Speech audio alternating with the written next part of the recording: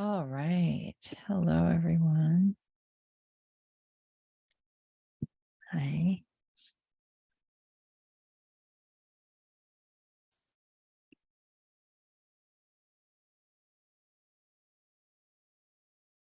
How's everybody doing this morning?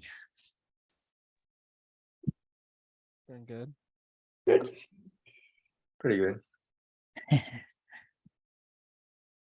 All right. Before we start, I wanted to have a moment to introduce everybody. And I would love it if people could turn on their cameras. I get it if you don't want to have them on the whole time, and that's fine. 1 second, I'm looking to see if I lost behind my screen.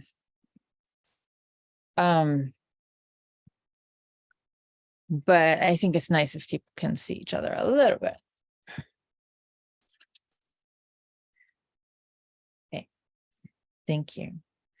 Yeah, so what I wanted to know before we launch into the actual programming, and I will tell you what I expect for us to do, I wanted to know what people are expecting to be doing here. So if you don't mind going around telling us your name, where you're from, what you're hoping to get out of this program, and why you were interested in the first place. So I'll start. My name is Anat Caspi. I'm the director of the Tasker Center for Accessible Technology. What I'm hoping to get out of this program is meeting some nice young investigators and sort of try out our new curriculum that's driving towards responsible data science in urban spaces. And why I'm here, it's kind of a long story, but but I think in general, like broadly done, I think data science is really cool and interesting, and it has a lot of potential to kind of illuminate and uncover a lot of disparities and inequities that we experience. And it's not just in urban spaces, but it's important for us to, collectively as a group focus on something so that we can all learn together and have a more concentrated learning journey. But urban spaces are just one of those artifacts of engineering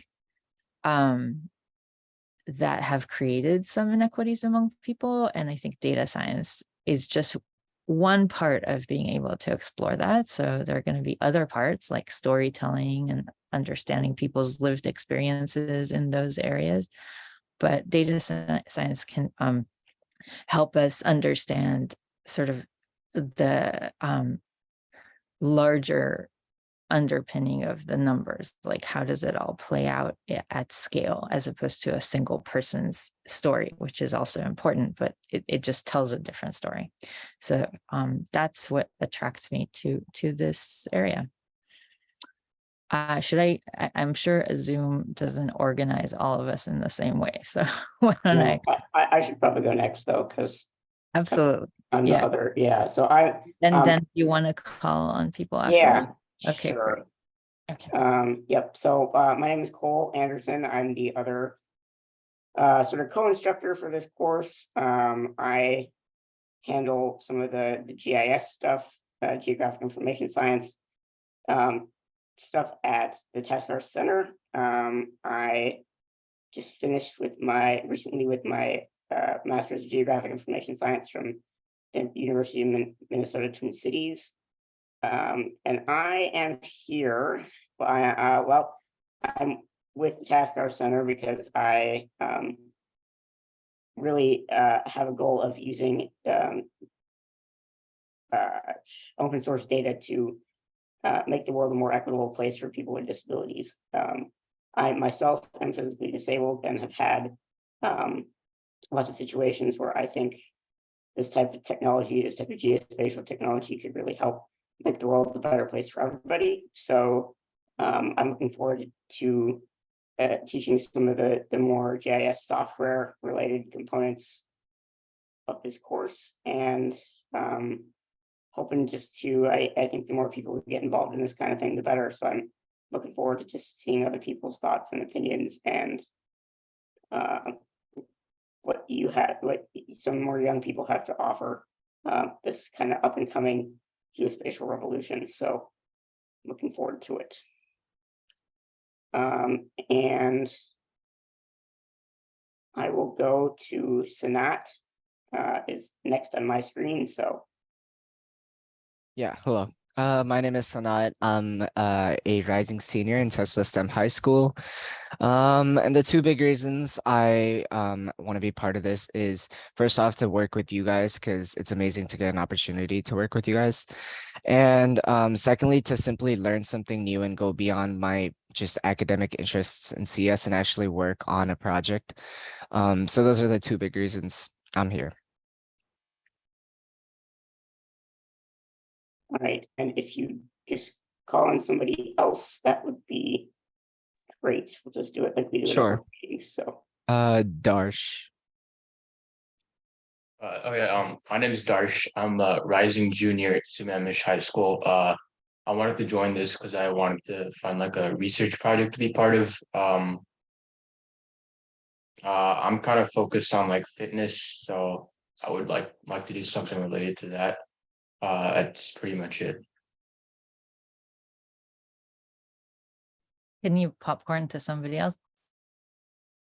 Oh, Logan. Hi, my name is Logan. I'm a rising senior at Lake Washington High School in Kirkland, Washington. And the reason I was interested in this program was I was hoping to gain some real world experiences in tackling some real world problems. I was hoping to meet some new people and to gain some new skills. And I'm very passionate about using technology to solve societal issues. And you'll And popcorn. now pick Rishi. My name is Rishi. I'm a rising sophomore at ESED Prep.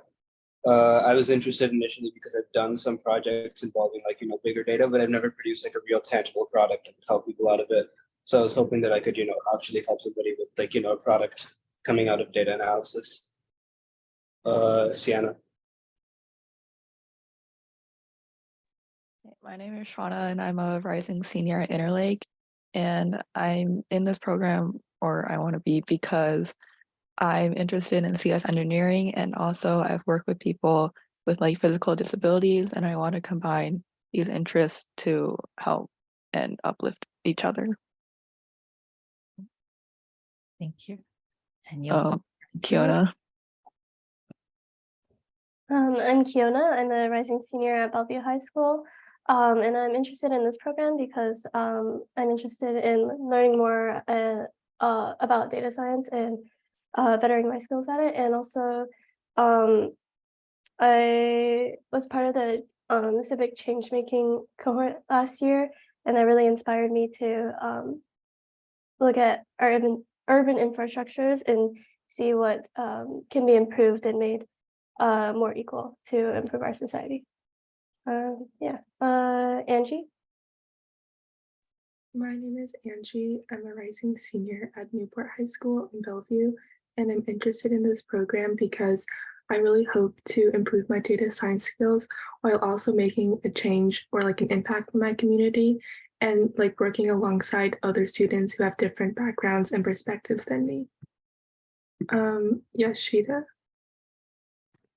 Hi, my name is Ishida. I'm a rising freshman at the University of Washington, and I want to pursue informatics, which is why I want to see how data science can kind of help with that.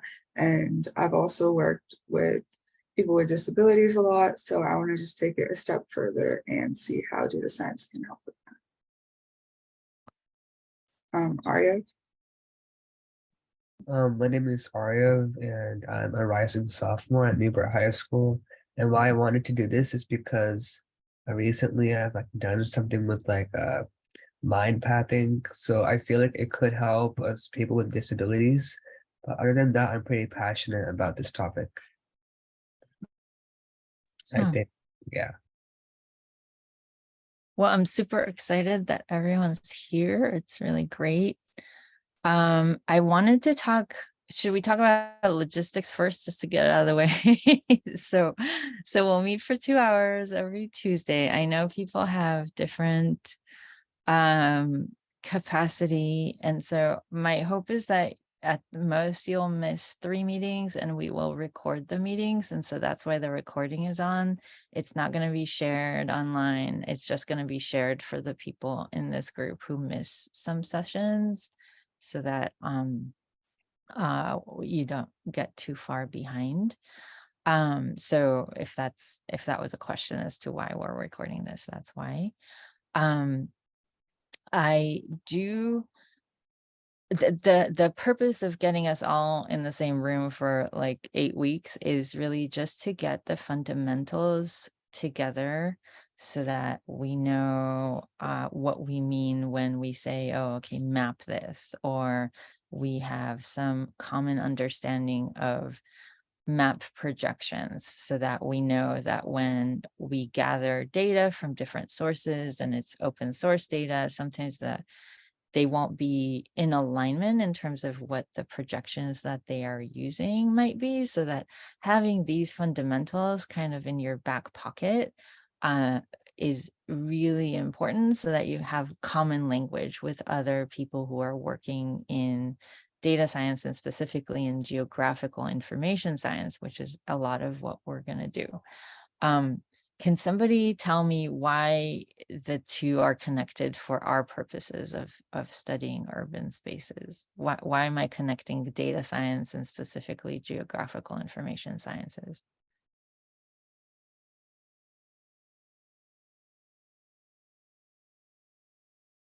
And there are no wrong answers. I promise you, I'll never be upset if you say something that's not exactly right. Well, I'm assuming you're going to study like the data that comes from these different places. So I guess that kind of has the geographic aspect in it. Right. So when we're studying places where people live, like whether it be urban or rural spaces or whatever, a lot of the data is associated with a geographical location. And so a lot of the data questions that we're going to ask are going to be location based. And so that means that a lot of the analyses that and analytical processes that we might carry through might be questions that are location related. Can somebody come up with some questions that we want to know about the city? Like Darsh, you mentioned you're interested in physical activity and recreation. What are some location-based questions we might want to ask regarding that? Maybe where do people go to exercise? What types of exercise do people like to do? Right. So for example, if we get Fitbit data, like a data set of Fitbit data, this is a real life example. I have an ongoing study right now with people who have had stroke in the past year, but greater than 6 months. And we use their Fitbit activity to understand how are they re-engaging in physical activity after stroke. What are you using from the Fitbit data? Is it like the heart rate or like their sleeping information or? All of it. So, and in addition to that, we also match it to the GPS location to understand where are they engaging in those activities. And we also ask them survey type questions to understand, were there other people with you? Like, are you engaging in physical activities paired with partners and things like that? Because what we're trying to understand is like what can really motivate people to get re-engaged in the community after suffering like a stroke or another kind of physically traumatic event. So that's where it becomes geographical information science and not just data science, right? Like if we were not going to tie this into some spatial understanding, then we might just say, oh, 40% of our cohort, of our study cohort re-engaged in community activities after several months. But if we tie it to geographical information, then we can say, oh, actually, 70% of our suburban cohort re-engaged in community activities, but only 25% of our urban cohort re-engaged in community activities. So then you can start seeing disparities based on their living environment and based on where they are and where they're engaging with those activities. So then you might devise an intervention with different people after they've experienced stroke in different ways, like depending on what kinds of environment they live in, if they're suburban or urban, for example. What are some other questions we might want to ask about how environment contributes or uncontributes, that's not a word, but or disables our engagement in communities? What are some other questions you might want to ask just in the context of how are people living? What is people's experience in these different environments? I guess like changing elevation in a city could be important, because if you were living in a city and you had like a walking disability and you had like to walk up a giant hill every day to get to like a supermarket, or like if you just couldn't drive at all, then like just getting places within the city could be difficult. Right. So inclines and elevation is one part that's really important. What are some other things that we can actually do? So, when I go to Seattle Department of Transportation, and I talk to them a lot, and in fact, one of the projects that I'm going to propose that a group of you does is related to this very thing. Right now, they are remapping their accessible parking spots downtown. So there's this one guy who's really awesome, and his name is Tom, and his job is to reapportion the locations for the parking slots downtown Seattle to increase reach from those parking locations to like maximize the number of publicly accessible buildings that would be accessed from those. So is he adding more parking spots or changing the location of existing ones? That's a great question. So they are willing to add more locations if we can prove to them through data that this location is really important in maximizing the reach that people can have. Right. So one aspect is what Logan said, it's the elevation. What are going to be some other aspects of the environment that maybe Tom can actually do something about to increase reach in downtown Seattle?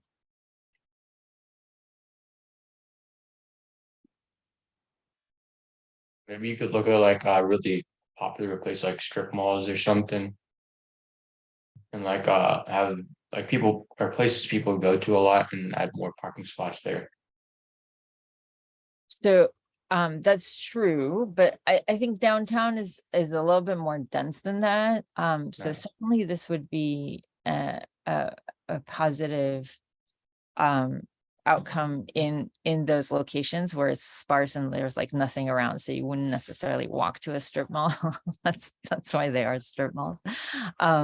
But I'm thinking more, basically what I'm asking is like, what are some other barriers in our built environment other than just inclines that might provide greater access for people? Like I'll just use a very common example, which is accessible entrances, right? So we kind of need to know where those accessible entrances are to the buildings, because if a person has a disability and they're going to be using a disability parking spot, they probably need the button or some way of activating the automation of the door. So we need to not just think about it like, oh yeah, they're near this building, but rather where is the actual location of the entrance that would enable them to enter that building.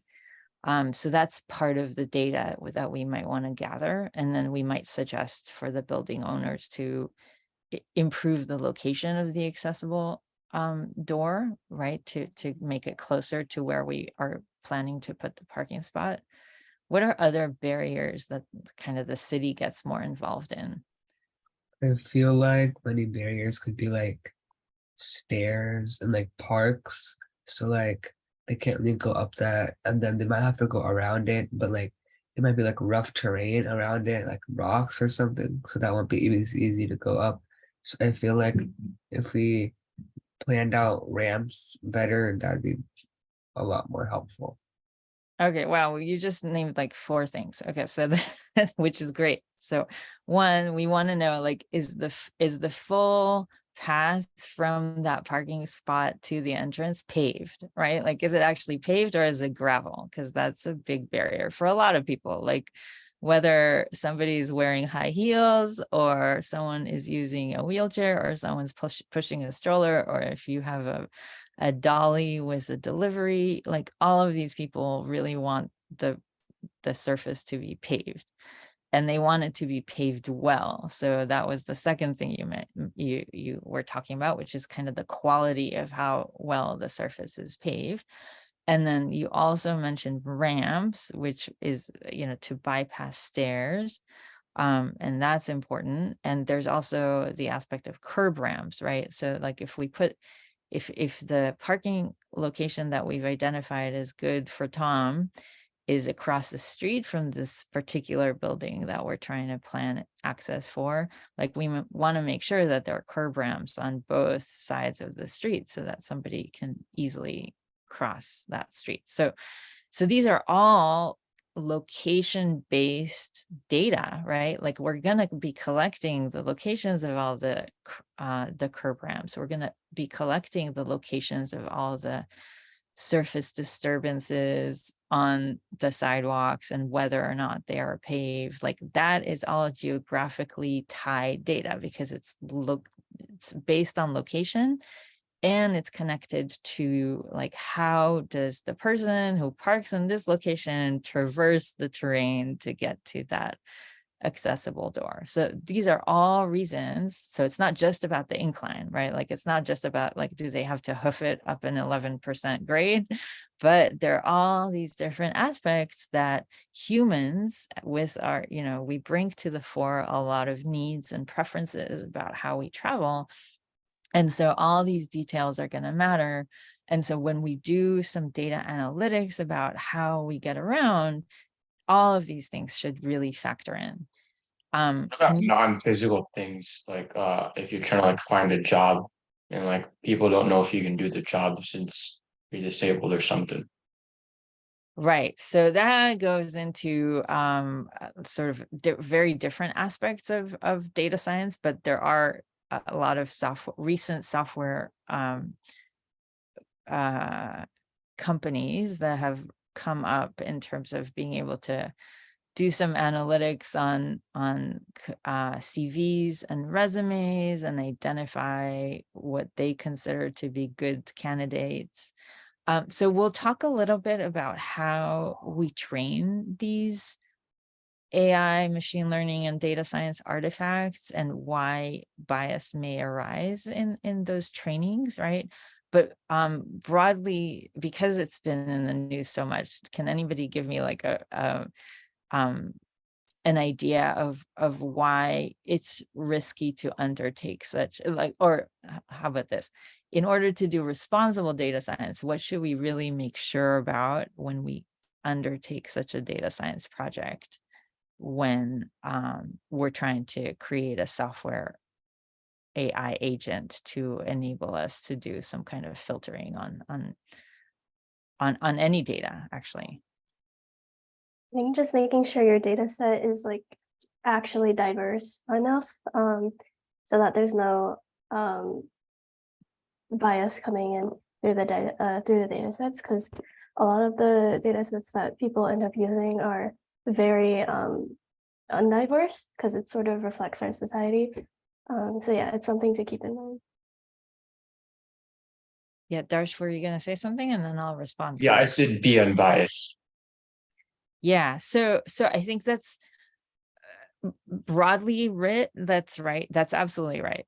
What we want to consider is that these algorithms don't do a whole lot more than just statistically grab what's in the training data that they're provided with, right? So if we have traditionally and historically, which is the data, right? Like a lot of times these algorithms are trained with data that's gathered from real past information. So they'll take, the 100,000 resumes that have been provided to Amazon and look at the outcomes of how people have evaluated the humans, evaluated those resumes and who was actually hired from those resumes and who had actually, stayed at Amazon, let's say, after they were hired. And so that is the training data set, which is used to train these algorithms. And the algorithms just reflect back what's in those data. So if the hiring processes at Amazon historically with humans were biased in some way, and as Kiona said, to some degree, a lot, we have historical bias, it is well known that there are populations that are hired less frequently in technical fields. And so that's what the data is going to reflect. And so the algorithm will just, reflect that right back at us when we introduce it with new data. So making sure that the training data set specifically is not biased, like removing those biases and also removing some implicit biases, which is to say, looking at, for example, the types of activities that different people have mentioned in their CVs and which become correlated with hiring or not hiring. For example, belonging to certain women engineer societies may be correlated with hiring or not hiring. So should we remove some of those artifacts that so essentially what people are saying, oh, if you remove gender and you remove ethnicity and you remove any race designations from those CVs, you'll have no bias in your data set. But that's not actually the case, because there are some other indicators that are used as surrogates by essentially gleaned as features by the algorithms that may pick up on these things, despite the fact that we're trying our best to remove bias from those data sets. Is that so is what I said clear? I'm not using slides because I wanted this to be sort of an informal conversation, but I want to make sure that people are kind of understanding the things I say. And if I say things that are too opaque, just let me know. I'm gonna open it up. Okay, so a bit more about what we're going to do. So in 8 weeks, we're going to cover some fundamentals. We're going to learn some specific tools that we're hoping for you guys to use as we progress through the projects. And we're going to be designing your personal projects. And when I say personal, I actually prefer that you guys get in groups of 2s and 3s to pursue the project. But there will be probably 3 or 4 separate projects that we will start working on in these 8 weeks, but then independently work on them in the following weeks after that. What are some potential projects? So one I've already mentioned, this idea of like how to equitably design parking locations in downtown Seattle. And I already mentioned a lot of different complexities that have to do with like, what are we maximizing for, right? Like there's going to be a lot of components that impact people's reach and how they traverse the environment from those locations. And so one of the questions that we'll have to ask in that is like, first of all, is like, what kind of data do I need? What are the most important things that I want to make sure I have? Like Logan mentioned, inclines, those are really important in downtown Seattle for sure. There are going to be some other questions that I want to know, like how wide are these sidewalks? Are they actually paved? Are there curb ramps there? Like all those things that Arya mentioned. And then we're going to want to sort of identify what are those destinations that we care about, like where are those doors? What are some other types of projects that we currently have sort of community partners for. And to me, I think it's really important to have an idea of who's actually going to be using this project that you're working on. So Tom at Seattle DOT, he's not a fictitious figure, and he may even make an appearance here if we really progress in what we do. I think it's great to have an idea that someone's actually going to be using your research product. So another partner that we've had is the city of Bellevue, and they're really focused on understanding what are different schools environments. So they want to ensure safety. So that focus is less on parking locations, but rather about safety for the students who are arriving and leaving from their schools. So what are some questions that you can think of regarding safety and schools, both in terms of like a question you might ask about each school environment, and then a question you might ask about comparative school environments? I guess you might want to know where the students are going to be, like their most common locations, especially entering, exiting the building, and how they're like maneuvering around the parking lot. Is it just the parking lot, or do we want to look out like a mile out of the school? I guess like a mile would also be a good idea, because especially for people walking to school, or like if they have to park far away. Mhm. Yeah, so we're gonna definitely be looking like within a mile radius. And then as we talked about equity questions, like what else would you want to know about those environments? Like if they have accessible ways to get to places for people with disabilities. So like the same thing, like ramps or maybe an elevator or things like that. Yeah. What about exposure to cars, right? Like, What about increased fines for any traffic violations within a mile of the school? actually, that's a great idea. Call, write that down. So we actually looked at crash locations. We were collecting historical information about like actual crashes, but I think traffic violations are also good because it will tell you if the road kind of has this affordance that drivers think it's, oh, I can speed here or something like that. So that's a good point. But what about just like the actual speed limits in those areas, right? Like if I'm sending my child to school, I kind of want to know that they're not within like 3 meters of someone who is allowed to drive at 55 miles an hour. Like to me, that's unsafe.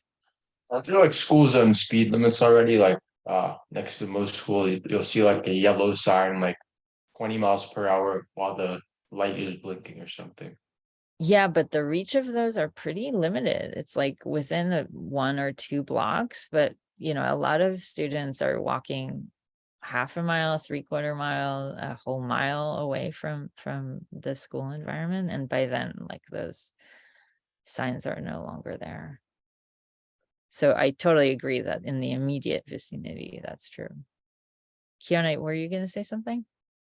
Oh yeah, this was kind of covered by the others, but just like how wide and how well paved the sidewalks are, and if there's any slopes, because my school it's on a hill, so there's this huge, like really steep hill that if you're walking up, yeah, I can't really imagine someone who might be whose mobility might be impaired having a great time going up that slope, because it is really steep.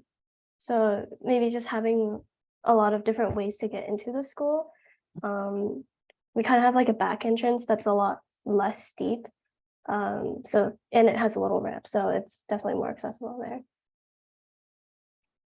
Yeah, and I think that brings up another point too, which is like access to public transportation. So like, for people who don't want to hoof it up that hill, is there access to a public transportation facility that is accessible so that they don't have to deal with that hill. Cool. Okay, so both of those had to do with traversability, right? Like we're imagining who are the people using this environment, and is the environment safe and accessible for them to go through this environment. What are some other types of questions just around equity that you might think about in terms of like who gains, who has access, who like lives within reach of these things? What about wealth? Sorry? What about wealth? Like how much money you have? Right, so like per capita household, or either like how many people live per household, or the sort of socioeconomic status that's associated with census tracts and things like that. That's the type of open data that we might have access to. But then how would you join that information with some of the other data that we've been talking about?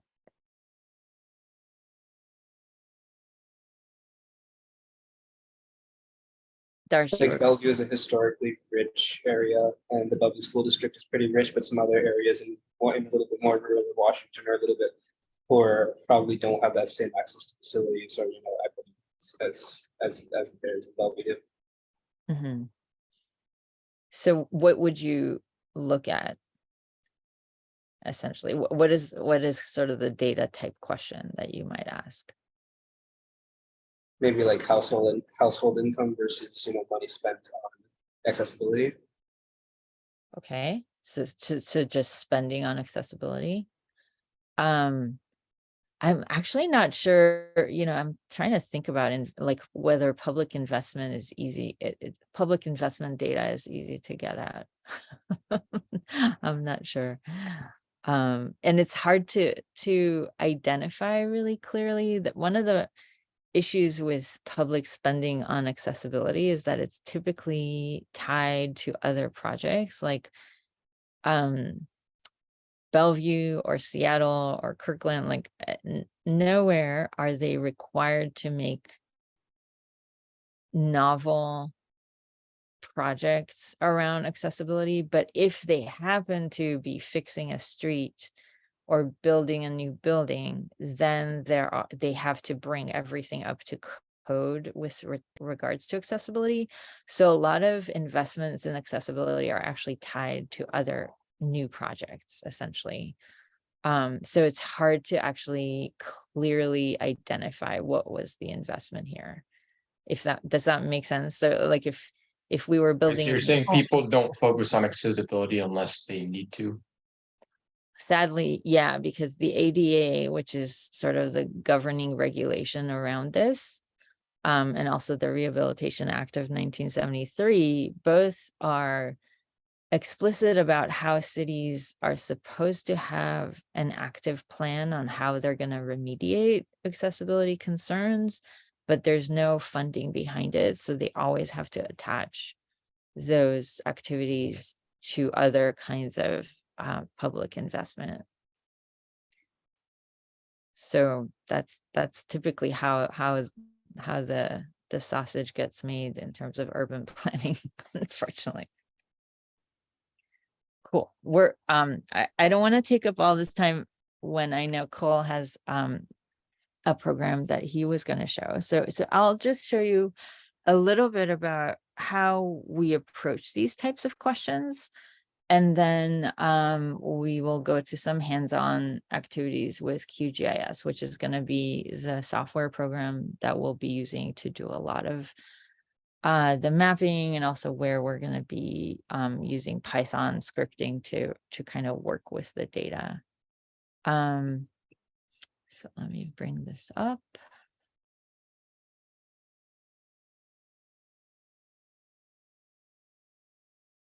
Sorry, 1 second.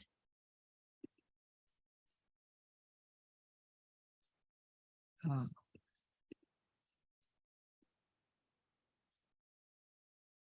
Sorry, Google logged me out. I need to log back in.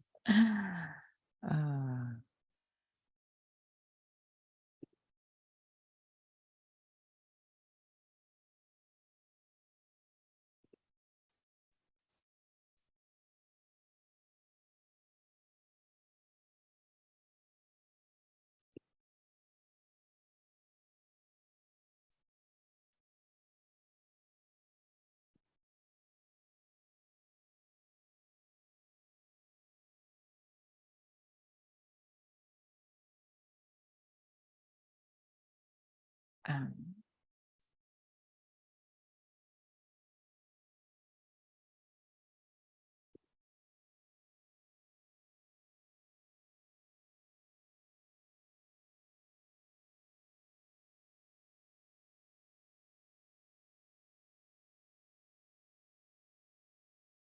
okay.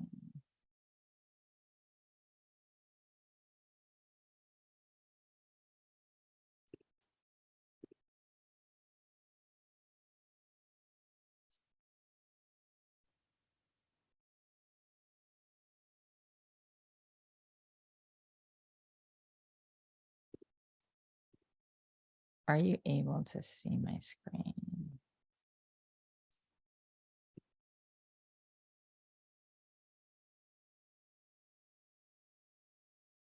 Okay. Yes. Okay, great. So, well, you've already met me. What the Tasker Center does is take a lot of research projects and develop them, translate them, and deploy them. And specifically focusing on technologies that increase independence and improve quality of life for people with disabilities. But really, at the end of the day, I think it's improvement, especially when we talk about urban spaces for everyone. And so when we talk about design, we talk about designing for the fullness of human experience. And it won't let me advance slides. Okay.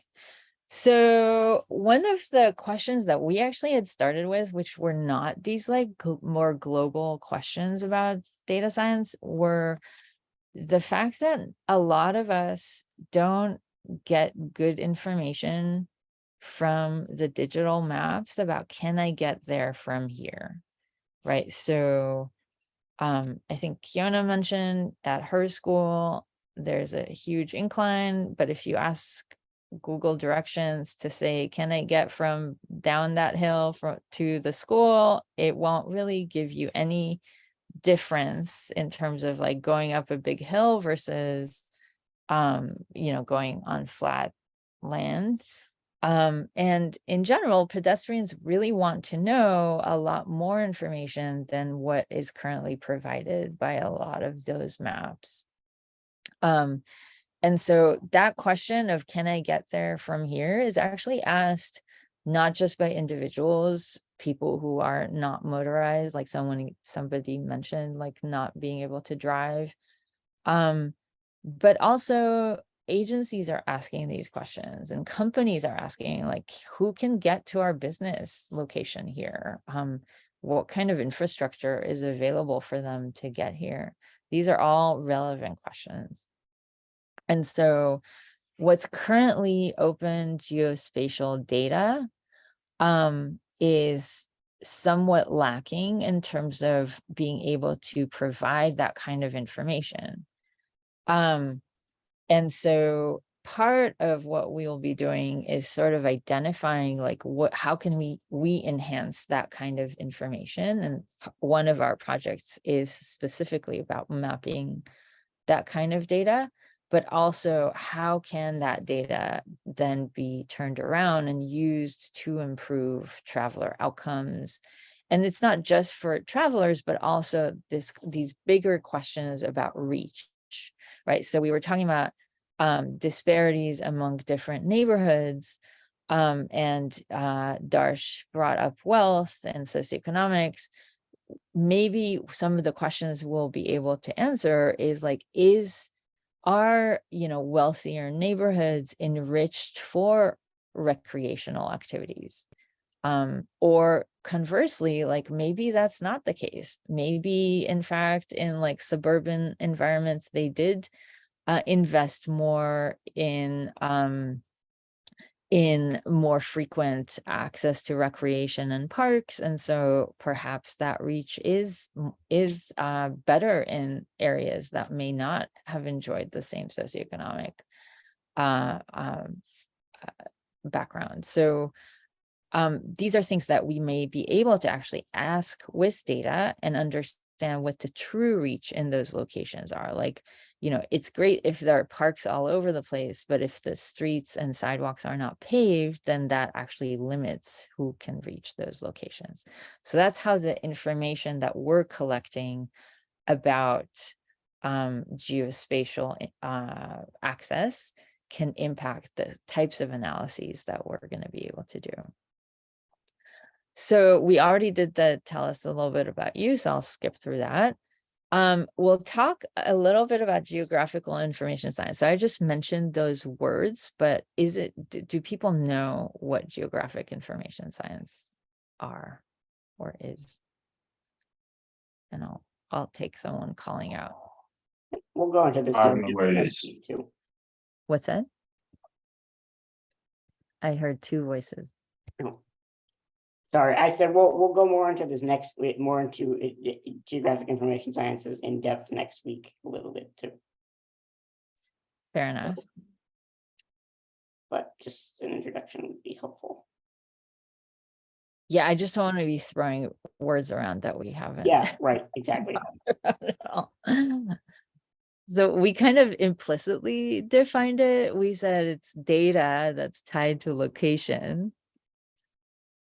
Right. And we also describe some of the questions that we might only be able to answer via geographical information sciences. So being able to tie people's movement, people's activity to location, and then be able to join it with other types of data regarding like who lives here, what kind of activities do they engage in, what types of employment do they have, what is the gender breakdown in this location, what are race and ethnicity associations in this location. Like all of that is tied to spatial understandings. And so it goes from being data science to actual geographical information science, tying people and activities to location and infrastructure.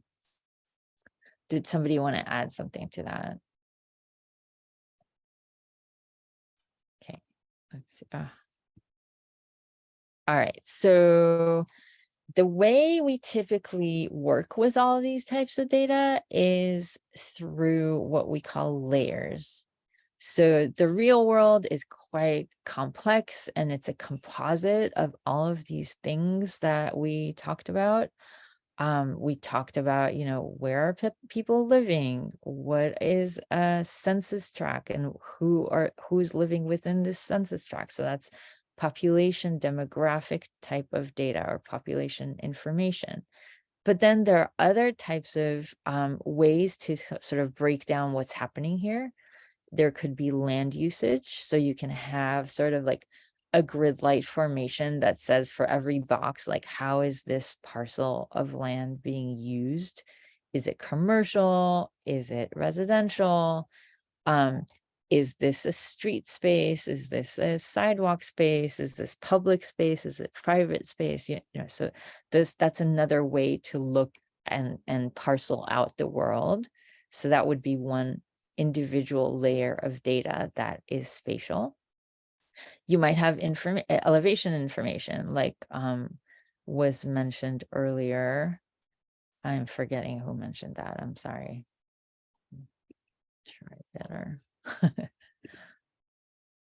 Logan mentioned elevation earlier. So we'll have a separate layer that is all about elevation information, and then potentially tie that into the traversable spaces that people are walking and riding their bikes on. Then there's parcel data, right? We mentioned that. So like having to do with land ownership and how those that how the geography gets divvied up in terms of ownership. Then there's that whole layer having to do with street spaces and who gets access to what spaces. So some streets are going to have boat access, right? Because they're, I should say, like the lakes and rivers and things. Some streets are going to, or some streets are going to have truck only access. Some will have car only access. We need to know where are different types of modes allowable and how are they traversing there. And then finally, there's just like people movement. I wouldn't call that customers. I should change that part in the slide, but really travelers, where are they? What are they doing? What modalities are they using when they're spatially distributed around these places? All of these things are composed together to sort of reflect something about the real world. Now, we always have to remember that all of the ways by which these data are collected can be noisy and have some errors in them. So we have to account for that when we do our analytics, but let's not get into the details of that right now.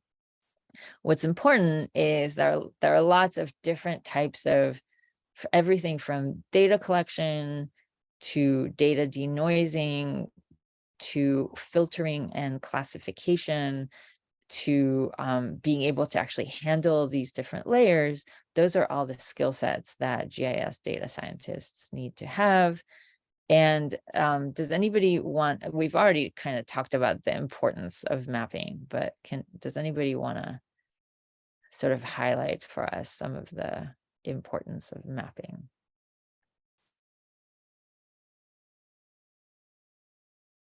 I think it helps us focus on to like one type of data you want to track. So you're saying like the layers help us sort of Yeah. focus on each type of data. That's fair. That's right.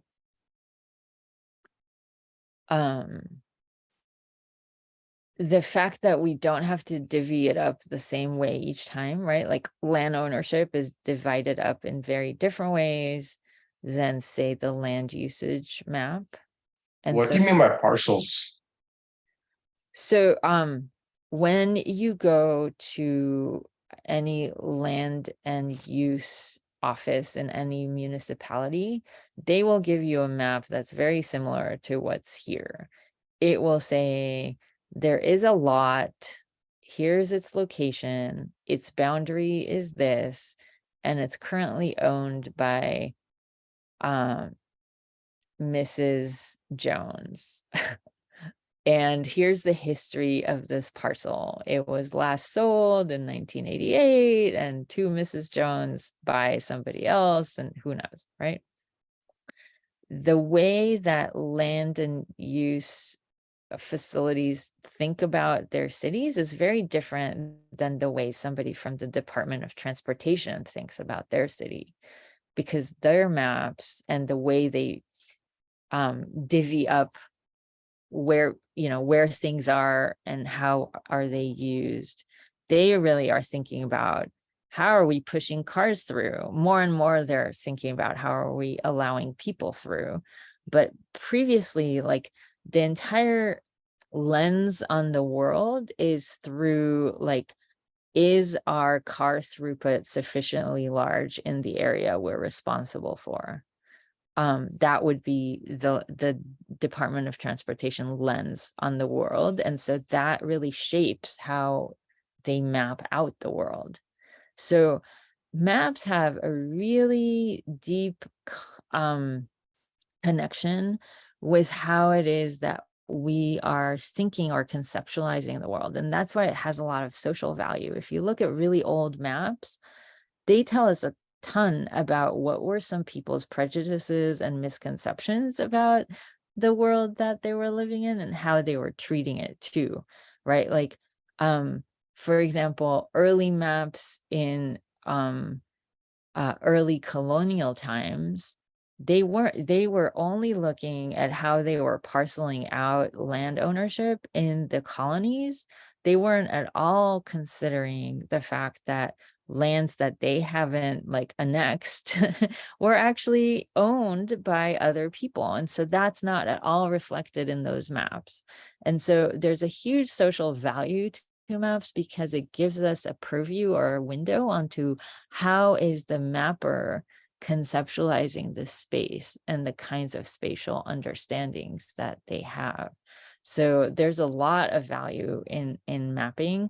And it also means that we have to really think closely about how we are mapping things so that we are not imbuing the maps that we build with a certain type of preconception or bias. What are some potential biases that you can think about, like, for example, in today's maps, like OpenStreetMap, for example? I'm not going to drag some company into the mud. It's a bias that we all have. So are people familiar with what OpenStreetMap is? I'm not. So much like you, there was a student in 2006 in Britain who was really interested in geographical information science, and all the maps he could get his hands on were private data. So anything that was digitized map data was all private. And he was thinking that that's really not great because everybody has to pay for all this map data, and we don't always know like the veracity of this data. We don't know how truthful it is. It's hard to assess that. And it's hard to contribute that information back. It's not really democratic the way data was and still is to a large extent, right? Like we are really hyper aware that a lot of the data in the world is currently owned by like 6 large companies.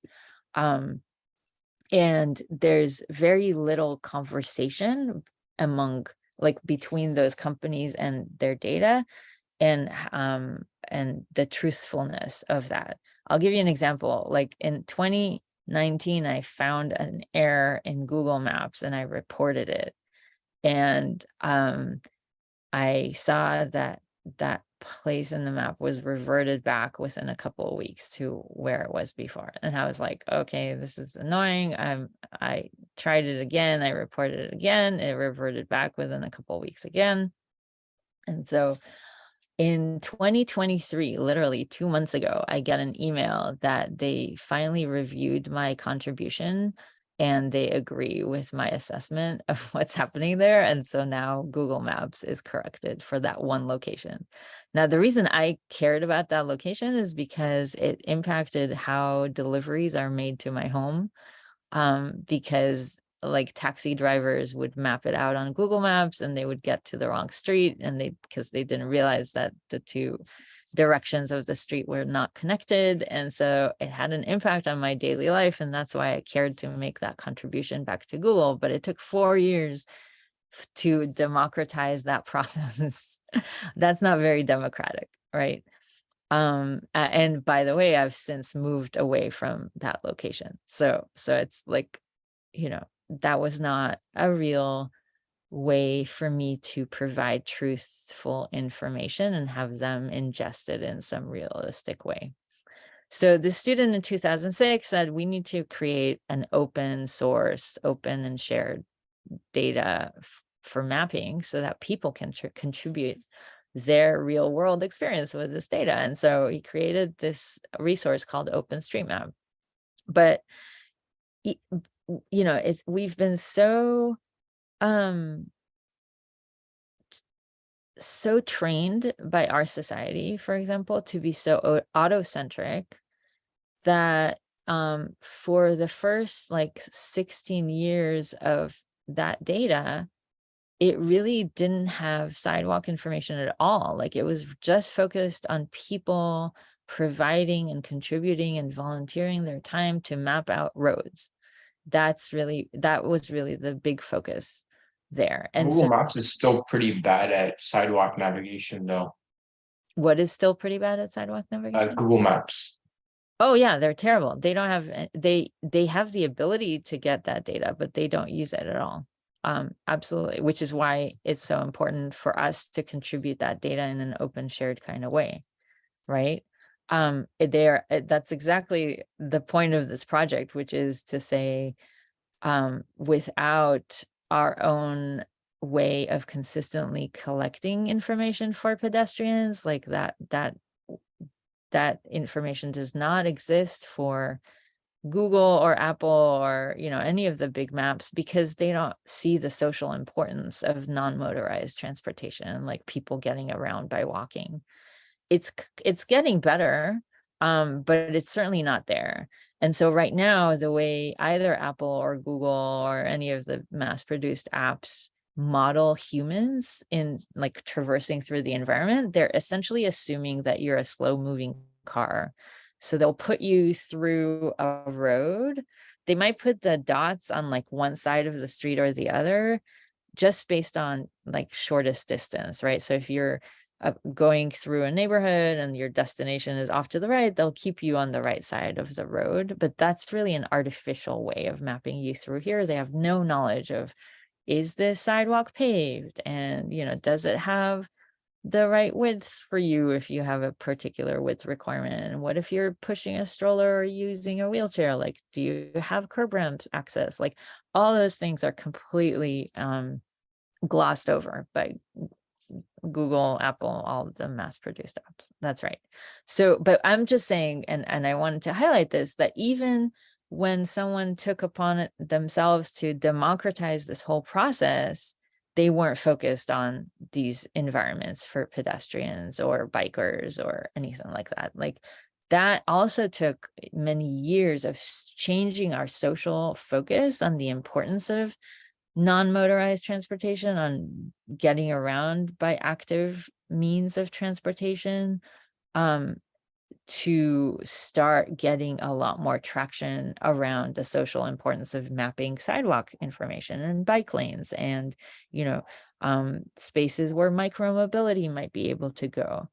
But so essentially what I'm saying is, the maps give us a little preview or a window onto how people are conceptualizing the world. And it's not just like the big corporate, you know, bad intents that might have biases. I'm saying that as a society, because we've been so autocentric and highlighted the importance of automobiles, that project, which really took off in a worldwide kind of way, and they're like millions of contributors and billions of contributions by now, but they've been really focused on automobile environments. And of course that's changing, and that's because our social understanding of like how should people get around is changing. But it's important to know that maps have that kind of social importance in terms of giving us that understanding. And also maps can change the way we think about space,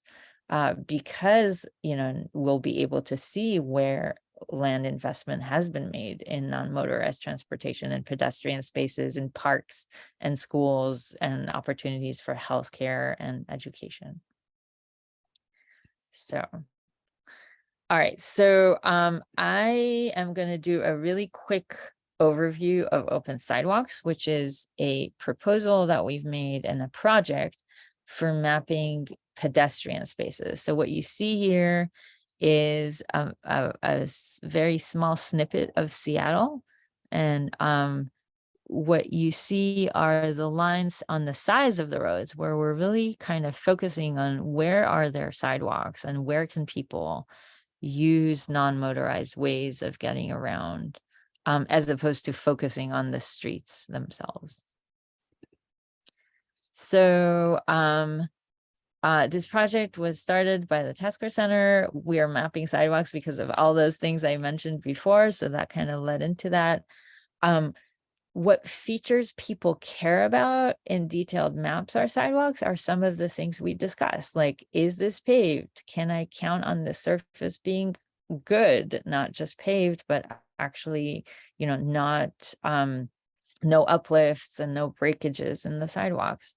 Curb ramps, access to buildings, how wide are these sidewalks? Is there a verge or a buffer here that will protect me from cars driving by? All of those features are things that we care about. And why should people care about environment, sustainable community, safety, accessibility, equity, inclusion in communities? Well, we can talk about all of that more. And these will all tie into the kinds of projects that you will have after we get our fundamentals through. So what are some things we can do with the network data once we have them? So we mentioned some of those questions, but here are some more questions we can talk about. So we can talk about the density of different investments in the non-motorized spaces. For example, you had mentioned wealthier communities and those that are less wealthy. And so here in this map of Seattle, we can look to see, first of all, here just on the left is, where is there any pedestrian infrastructure? And you can see that in the northern part of Seattle, which is not necessarily economically disadvantaged, but it's just a part of Seattle that was incorporated much later on. And there's just no sidewalks. You can see like some little patches of sidewalks, but it's really barely there. And so we can cross correlate that type of investment with, the different demographics living in those locations and try to better understand, is this an equity issue, or should we just invest in like improving sidewalk infrastructure here in general, right? Other questions we can ask is, how do we describe the pedestrian experience for different people with different profiles? So these are these types of comparative questions. So here we're modeling a typical walking individual. This basically means that they have some limitation in terms of how much of an incline they're willing to hoof it up or down, but in general, they don't have requirements about curb ramps, whereas someone with a manual chair might have more specific requirements about like not going up much bigger hills, as well as requirements about curb ramps. And now you see that the space is distributed very differently. Like there's lower access in locations like here, whether that's because the inclines there are bigger, like that's definitely the case here. So if you guys know a little bit about Seattle, this is where Queen Anne is. And so it's a hill. So the top of the hill is okay. Like once you got there, you're all right. But around it, this is where incline really plays a big role. It's really hard to go up here if you're using a manual chair. Conversely, when we look at downtown Seattle here, it's not really that big, like it's a hill going up this way, but around here, it's actually getting more and more flat. So it should be equitable. And so it seems like that actually has more to do with the infrastructure on the ground, like curb ramps, as opposed to the hilliness. But we can investigate those questions as we get more and more. Another question is, how easy is it to get to places if you are different type of individuals? So we talked about access to recreation. What are these two different modeled persons' access to facilities like parks? We mentioned schools, we mentioned healthcare facilities. What about grocery stores? That was mentioned earlier too, right? Like we can really measure out once we have this kind of information, we can look at and model different people and simulate their traversals through these spaces and try to understand where the infrastructure might make it so that somebody around Green Lake who doesn't have any mobility barriers might be able to access, 3 parks within a 10-minute walk, but not the same thing for somebody who has a different mobility profile. So this is how we correlate and simulate the traversal of different types of mobility profiles to really have a better understanding of what is in this infrastructure, what's here and what's not here. So we have some examples of areas that are completed. Actually, Bellevue is complete by now as well, relatively complete. We might have to improve the data or check it for errors. But in general, that's something you have to do with all your data inputs, right? You always have to check it for veracity and denoise it at any given time and point. And so we're currently working with Quito in Ecuador, and there are portions that have been mapped there as well. So the reason I'm bringing all this up is like that's where data is already in existence, and you can use that in your personal projects. But we'll have to additionally contribute to that. And in terms of the open sidewalks contribution, what you'll be doing here, what we're hoping is, you know, there will be some level of contribution of data, but it really will be just to improve the outcomes of your personal projects. So there are specific ways of mapping different features. Don't worry about reading the whole the whole slide. The point of the slide is that we will also teach you how to do mapping in OpenStreetMap so that you can make sure that the data that you're using is correct and good. And so we talked a little bit about how we have used open sidewalks and the pedestrian network graph, which is what open sidewalk is, to improve access, mobility, and non-motorized travel in different communities. And so what we are going to verge onto now is really talking about the tools and what are the tools we're going to be using. So I'll flip over to Cole. Yeah, sure. Okay, so one of the tools that we're going to be using in this course is called QGIS. And I will open up my slides. And I saw, did Rishi jump off? Yeah, he maybe has an issue with downloading because of some internet inconsistency in India. I see. Okay, we'll have to. I can work with him offline. Yeah. Let's see. Do you want us to open our QGIS instances or not yet? You probably don't need to yet. Okay. I'm just trying to figure out how to share and slideshow at the same time. I'm Okay. your slides. Do you see it? Yes. Okay. All right. So just a quick introduction to QGIS. Today we're just gonna. I mostly want to look at just the kind of the layout and the graphic interface for this program, so that you can start maybe investigating the documentation a little bit. So what is QGIS? So QGIS is one of several free open source GIS analysis software packages. So there are many different GIS packages. There's ArcGIS, there's GRASS, there's QGIS, there's Mapbox. There are many different tools that we use. So this is one of the open source ones that's maintained by OSGeo, which is kind of one of the larger democratic open source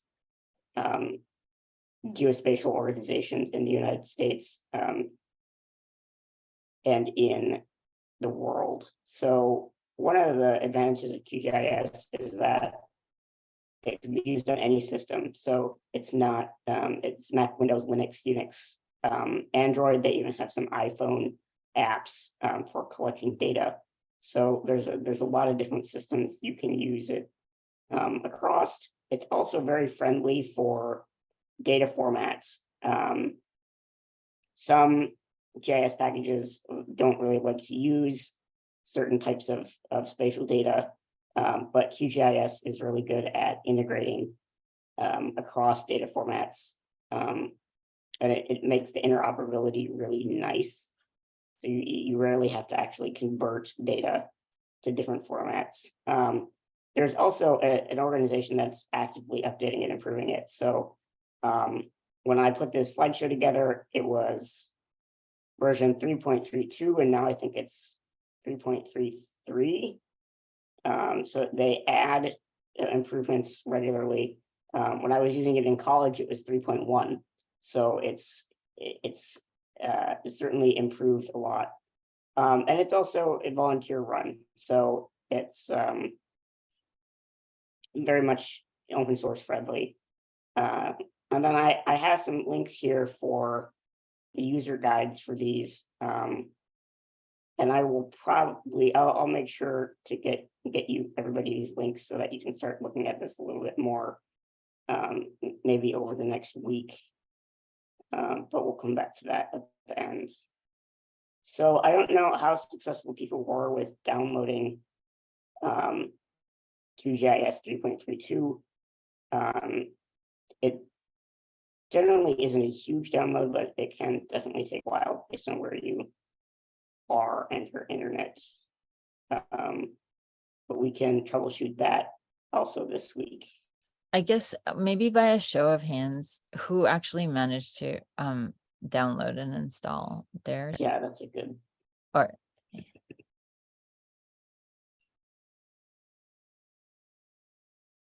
sorry, Arya, is that a yes or a no? I'm having a hard time seeing. I downloaded it, but I tried opening it and it said that the Mac can't check it for malware because it's too risky. I had the same thing, so I just downloaded it on a Windows laptop. Okay. Yeah, that should be a firewall thing. That shouldn't be with the program. That should be with your computer settings. So Nat, I don't know how you want to. So it's more a question of trust. Like if you went to qgis.org and not somewhere else, there's little risk of malware, but I don't want to be responsible for anything. So if Windows was willing to accept it, that's great. And if you do want to relax some of the constraints on your firewall, that's fine as well. But I also would make sure to put it right back up afterwards. So I guess the outcome is the most important part. So who doesn't have an installed and working version of QGIS currently? And I understand that Rishi is one.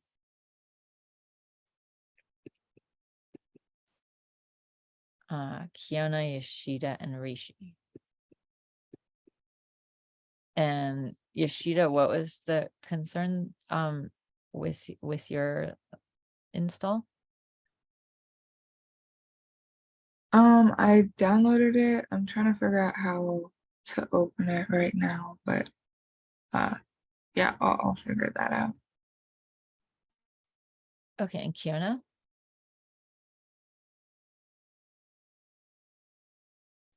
Sorry, I have the same Mac issue. I'm trying to figure out how to override it right now.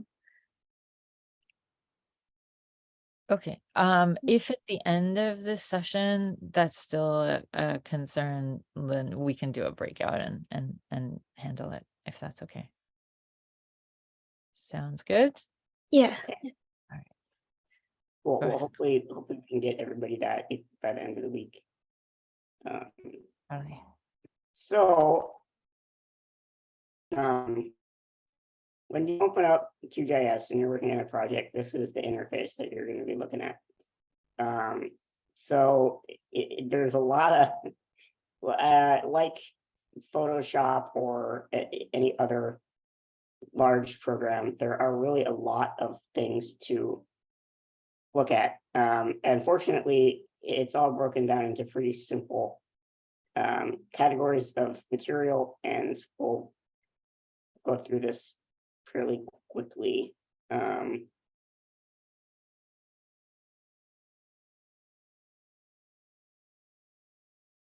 So one of the main elements of this GUI is the menu bar. So the menu bar is this thing at the top here. And if you want to open up, let me just backtrack here for a minute. If you want to open up QGIS, if you do have it, that might be helpful to you.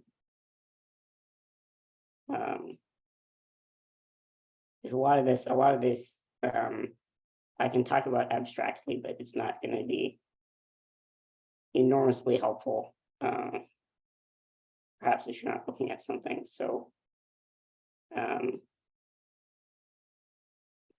I've got my coffee open. Thanks. okay, cool. First, this is at the top of the screen here, labeled 1. And this is where you can find most of the tools that you'll need in QGIS, with the exception of sort of the processing algorithms. So those are all the analysis programs that you'll be able to run on data. So I've highlighted them by sections, and maybe this will be helpful. But so first we have our project tab over there, and so when you work on things in QGIS, you'll be working within projects that are saved as a specific type of composite file that will keep all of your layers and all of your data and all of your projection information in one place between sessions. So through the project tab, you can kind of create new files, open and save. It's sort of the file tab of the like you would have in most in Word or in most other programs. You can also create print layouts here. So sometimes you'll need to create print layouts for maps that'll actually help you make a physical map instead of just sort of in the analysis windows that you're usually working in. Edit tab is mostly to select and create new features. It's for and modifying attributes of existing features. So it's for editing your spatial data. The view tab there, most importantly, is used to toggle your panes and toolbars on and off. So if stuff disappears, that's where you need to go. It'll also help you navigate your map, your map's kind of layout. And you can also measure and identify features in there. Then the layer tab has a lot of different things. The primary things to know here are, this is where you go to add data or add layers to your project.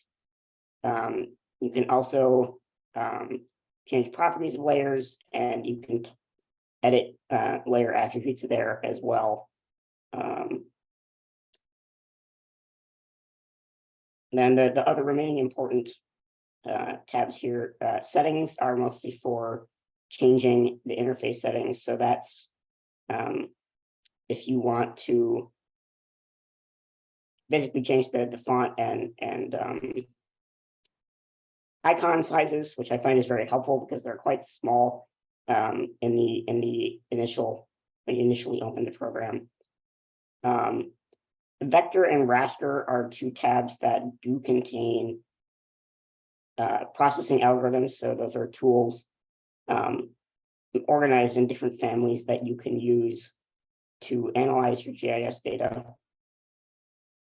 Then we have plugins. So QGIS is built in sort of a modular system to accept plugins that expand its functionality to be able to do different things. So a lot of your plugins will appear under that once they're installed. You can also use that tab to manage and install plugins. And plugins we'll go over next week. And there's the database and the web tabs. And those are mostly important because some plugins do show up under those tabs as well once you have them installed. So this is what I was talking about, the user settings. This is one of the things I'll probably ask you to modify to your liking this week. But you can see that there's a lot of settings in here where you can change just your startup settings for QGIS because, I usually, having used this program for a while, have lots of things turned off because I like to keep my, I don't like to keep that many tabs or tools open on my interface. So one of the essential navigation tools for QGIS is called the browser panel. Now, there are different panels you can put on your interface to control different things, to keep things, navigate different menus and whatnot. But the important thing about the browser menu is that it's really where you add in all of your data. From the browser menu, you can add layers from a bunch of different, as you can see in the picture on the right, about 12 different sources. You can run Python scripts from the browser as well. You can find all of the data and scripts and files that are being used in your project under the Home tab.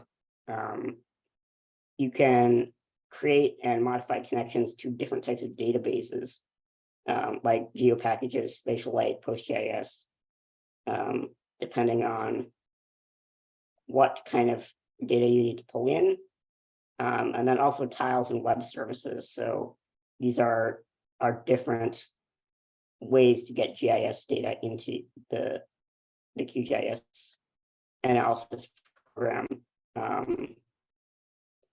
So the browser is one of the kind of three main panels that you'll probably use. The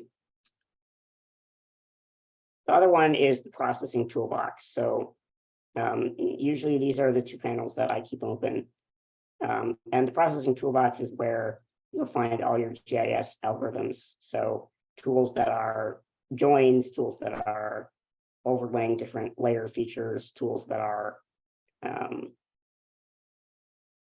network analysis tools and whatnot. So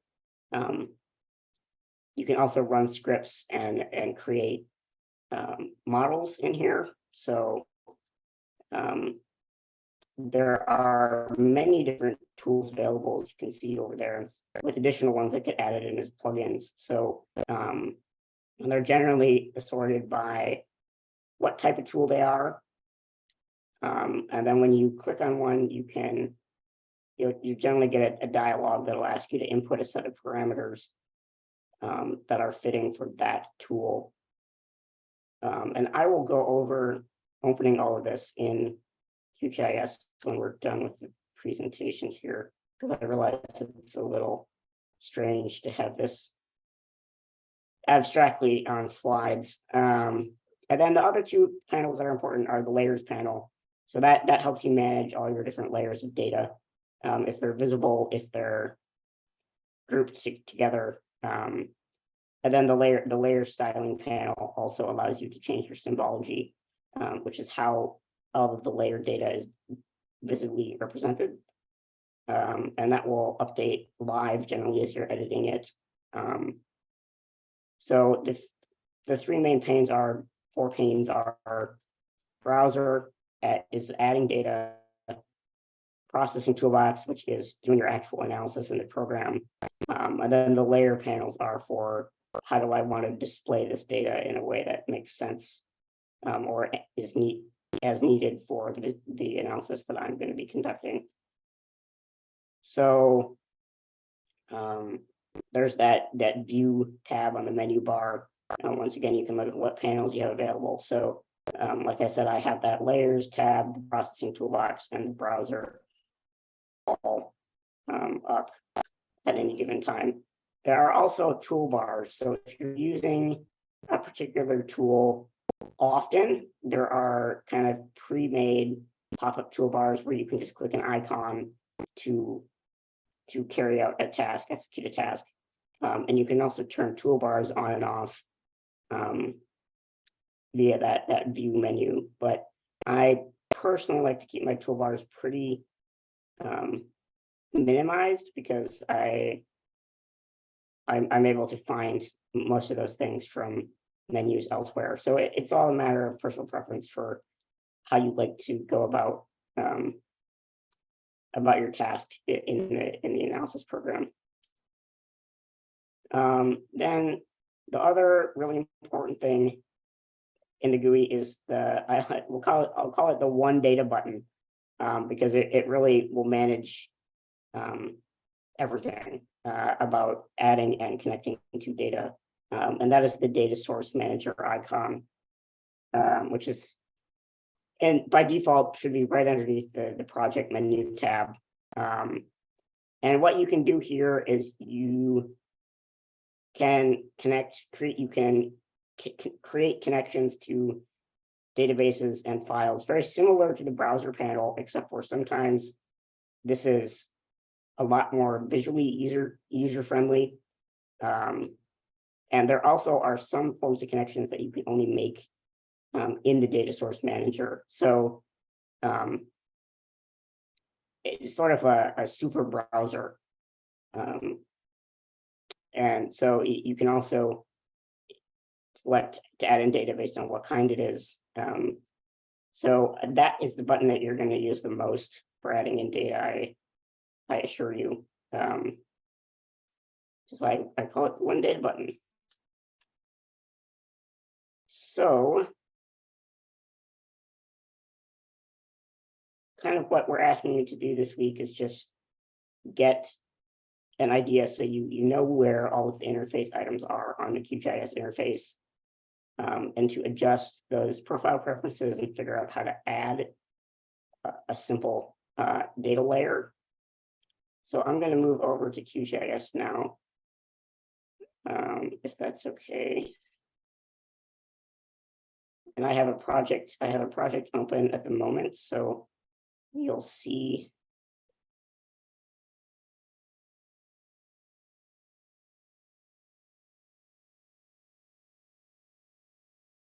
So we were talking about access to grocery stores. This is a project that we were at that sort of thing.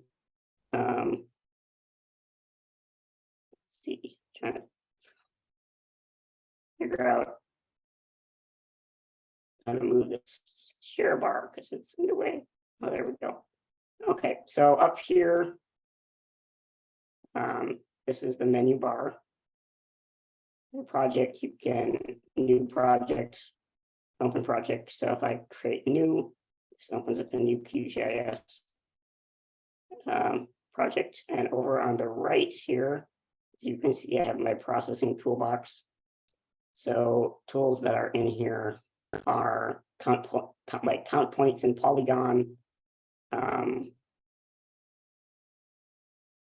sign projections, join attributes, and we'll go over all of these tools individually. Then there are tools from plugins at the bottom here, as well as scripts. And you can also sorry, just a little bit, because I'm not that familiar with yeah. So whenever you're working on things, you're working in the context of a project. Like I see it says untitled project for Yeah, generally, yes. Sometimes I like to just, oh, sorry, go ahead. Yeah. I was gonna say, sometimes I like to open up just untitled projects just to throw data in there to see what it looks like. But yeah, usually you're working under projects. And so you'll save your projects in here. Mm-hmm. And so then once you open a project, it's likely that the first thing you're going to want to do is import some data. I saw you had the grocery store. Yeah, that's right. So I can show you just what that would look like. So again, here's this data source manager button, which I use a lot, and you can access the browser from in here. So if I go to, oh, I don't know, let's just find something that let's find this red line map. This is a good one.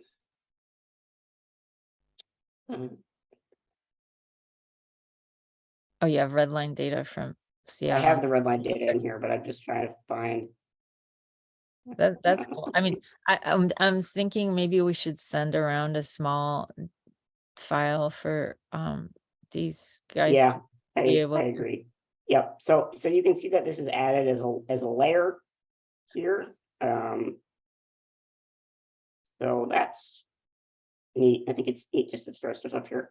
here's the browser panel over on the bottom left, where you can, sometimes that's just quicker. But then in each of these layers, I can also go in and I can change what they look like. So perhaps I should show you the attribute table for this first. So that the attribute table is all the data that's associated with different geographic features in your model. So these are red line maps, and you can see that they have different. For right now, we'll just say they have different number attributes associated with them. And if we want to change what these look like,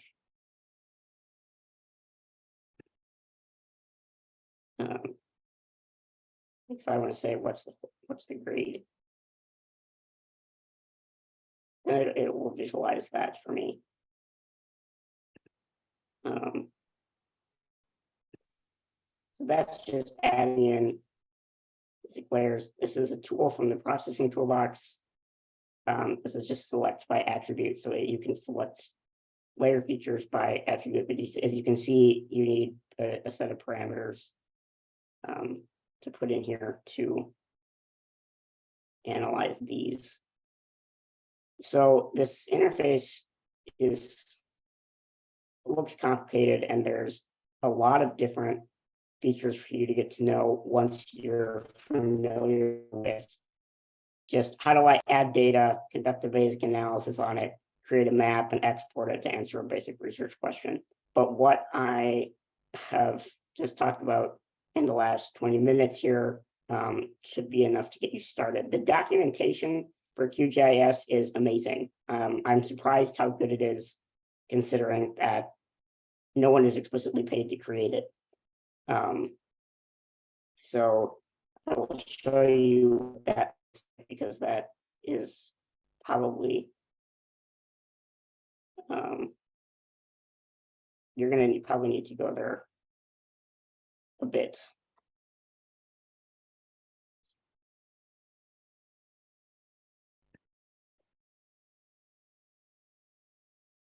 I'll share this again. So this is the QGIS documentation page. But as you can see, there's, working with project files, the GUI that we just sort of went over, the browser panel, configuring everything, creating your maps, working with different kinds of data. And it's quite a, I'm not sure how familiar each of you are with software documentation, but this is really pretty nice. But like here's talking about the menu bar and all of the different things that are in the menu bar if you want to know everything that's in there, or that can be in there based on what plugins you have installed. But this is really a very helpful document, and there's a number of them. There's also a one that's an introduction to GIS that is helpful to read in terms of saying these are how different GIS systems work, and all the different data models that there are, and how to symbolize different things. So two very helpful tools for learning QGIS. And I think that's it. I apologize if that was not extraordinarily clear. I've not really taught software classes before, and it is a little bit tricky to break it down into specific beginner things that you need to know. But if there are any overall questions about QGIS, I'm more than happy to try to answer them. Yeah, let's open it up for questions. Meanwhile, I'm going to send you all an email with a sample file, and then we are going to go through a mutual exercise together. And Yes, that would be- Cole is going to lead us through it. Okay, so any questions currently? any just, yeah, big questions on just general operation. You can feel free to put them in a chat too, if it's easier to type stuff out. I have a question, but sorry, it's unrelated to QGIS. It was just on my email. The emails haven't been going to me, they've been going to my mom. Can I just put my email in the chat? Yeah, that's So great. It's same for me. Yeah, I think that was a byproduct of how we did the application. So yeah, please do correct me right now. So that's Darsh. What was the email that would replace? Actually, you know what? I'll just add it as opposed to replace the others.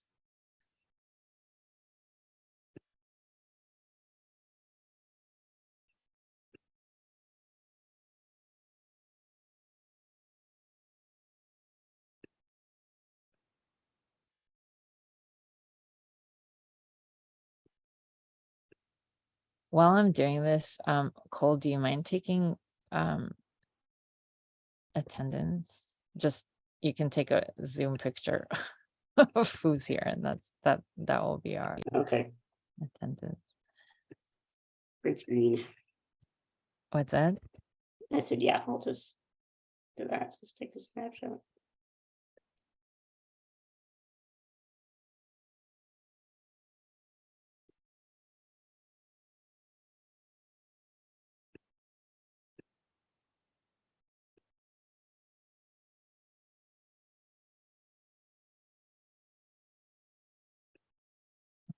Wait.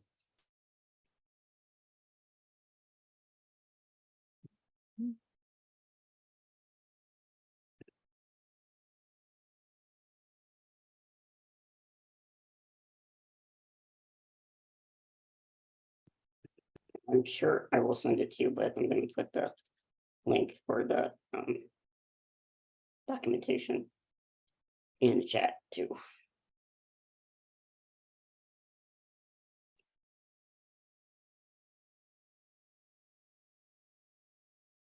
So is QGIS just an IDE? It's no, I would say it's a larger GIS software package. There is an IDE in there for Python, which is one of the more advanced features that we'll talk about next week. But certainly it has IDE capabilities. Yeah. So the way I think about it, and maybe it's not the most scientific way, but one, it's a way of joining data. So you're starting a project, and each project you bring in together a bunch of data sets, and that's what that browser panel is great for. And Cole will show us how to bring in the data in just a minute. And then it's also a whole visualization panel, right? Like you have the opportunity to visualize the data, compose it together and visualize it together, and then be able to totally customize how that data is visualized. So that's what all of that capability that he showed us was about. I would say it's join, analyze, and visualize are the three. Well, yeah, I didn't get to the end. So then Yeah. there's the whole analytical part which allows you to interact and impact the data and change it on the fly so that you can identify, do whatever analytics you want to run on it. And then there's that whole plugin portion, which is like, what script are you going to use over the data to do any additional manipulation, analyses, statistical understandings, like glean out, recompose the data, join it together and output it in a different way. So it gives you all of that capability. So it's quite complex in the sense that it brings together a whole bunch of these. Yeah, it is a powerful program. Did everybody get my email? I sent them and you the Bellevue sidewalks data. Okay. Yeah, I got it. Oh boy, is that the big one? It shouldn't be big. It's just a couple. It's less than a meg. Okay, it's just a section of it. Yeah. Okay. Yeah. I'll download it quick. So can you show us how to start a new project, name that project, and import Yep. data and visualize? Yeah, maybe I should have just started with that. Like I said, I'm new to this whole teaching business, so No, it's great. this It's is good to get an overview. I think that was helpful. it's good to get some learning experiences for me here too. All right, so I downloaded that data. I'm going to go all the way from startup, actually. Thank you. I'm going to discard that because it's not. And then for each step, let's just wait to make sure everyone's Sure. was able to actually do it, because I'm also following along. So let me know when. All right, it is.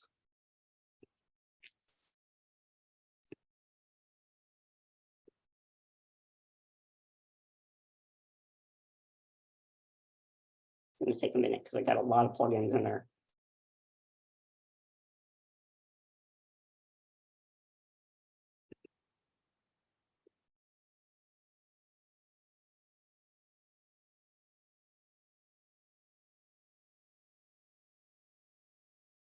Maybe I should just, okay, there we go. All right, I'll put up my screen share now here. Come on.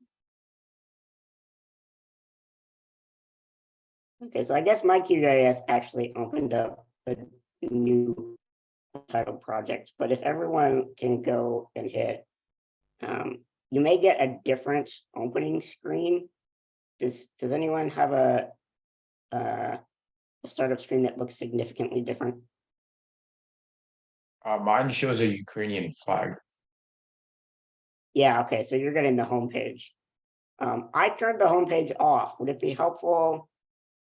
Because I don't need it every time, but let's see.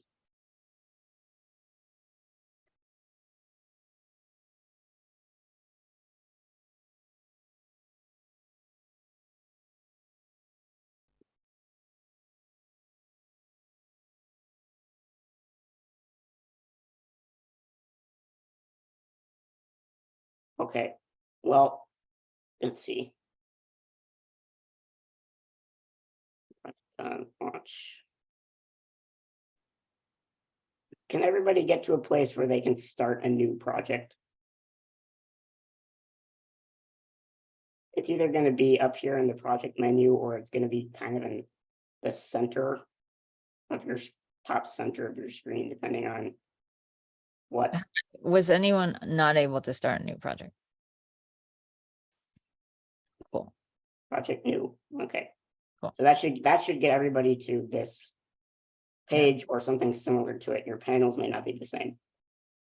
Awesome. Thank you. Okay. And you can save your project. It's going to save it as this QGZ file. You want to make sure to save these where you're going to keep them. Because if you move GIS projects after you've created them in general, you will lose data connections and it will mess your projects up. I've done that way too many times to not take that seriously. So you just want to make sure that you put it where you want it to go, because you can't move it when you're done afterwards. So what you're saying is it's probably smart to start a I folder would probably start a on your folder. desktop just for these projects so that Yeah. they don't get lost. Okay. Yeah. It's a bigger deal with our GIS projects, which is a whole nother GIS program, but here it's just wise not to move your stuff. Sure. Okay. And I'm not. And the reason is that programmers probably made them relative Yeah, everything's locations. Yeah, so I think right. But so it's an engineered problem, but we were not going to solve it here. So yeah, okay. it's better to have that as a feature for keeping it in the same place than not. Yeah. So I'll show you two ways to add that data set in here. So the first one is we're just going to go to the one button, data source manager. Oh wait, I missed how you got there. Can you show us again? Sorry. Yep. So it's this button right underneath the project. Okay. Looks like 3 sheets of paper. Yeah, cool. And of course, this will be different. Where you go will be different for you because you saved that, perhaps saved that file elsewhere. But I'll go to where I put it, which is this GeoJSON file right here. So I'm going to click on this.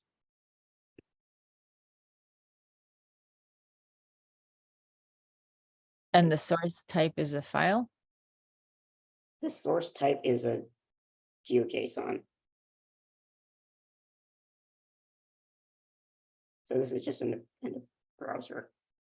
But yeah, I went into my file systems and I grabbed just the saved file. So on the left there, it says different types of files that you can add. What did you press for that? Sorry. I'm just in the browser. Uh-huh. So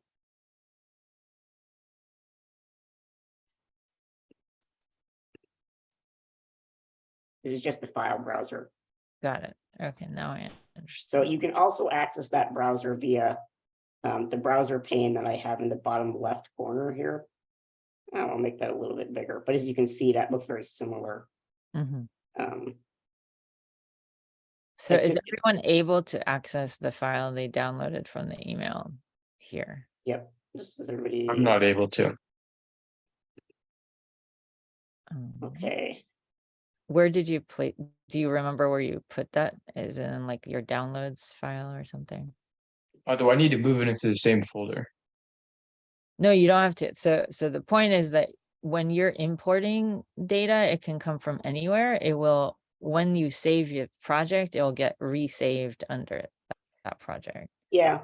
Although I'd probably say it's wise to put all your data in the same folder as your project. Oh, yeah, now it's opened up for me, but it's purple. It might be a different color. So do you right click and say add layer to project? You can double click, you can right click, or you can click and drag. Okay. Yeah, there are a bunch of different ways to do it, and I don't know where this went. I'll remove it and I'll add it back in from the browser.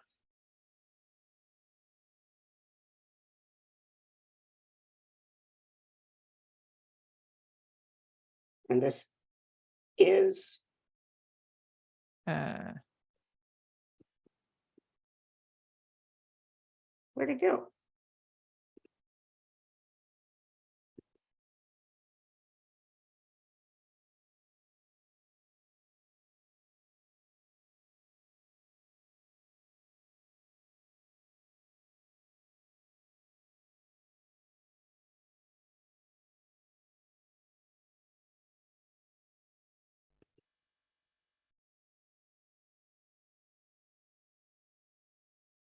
wait, you're advancing way too fast for us. Yeah, sorry. For some reason, I'm not seeing it. So You're I'm not seeing what? I'm not seeing my data layer pop up. So I'm just trying to figure out what the issue is.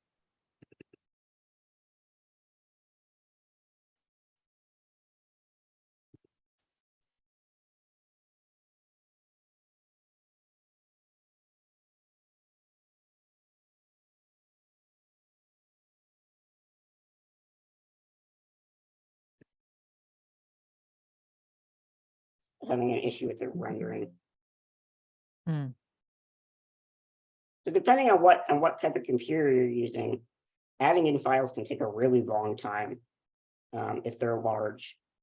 And I use a pretty much specifically designed GIS computer for this, and sometimes it's still. So, if everybody can see Darsh's screenshot.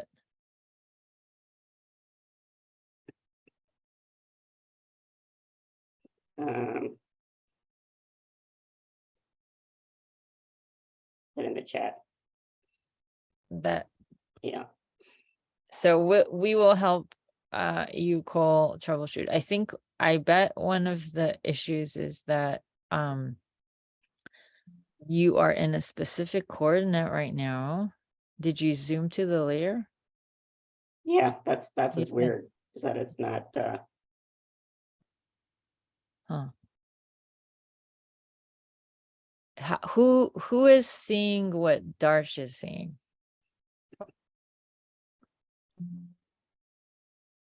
Because I got the same thing as Darsh. Yeah, and I did for a minute there too, and I don't know what the. Okay, so we've got Kiona, Angie, Sanat, Logan.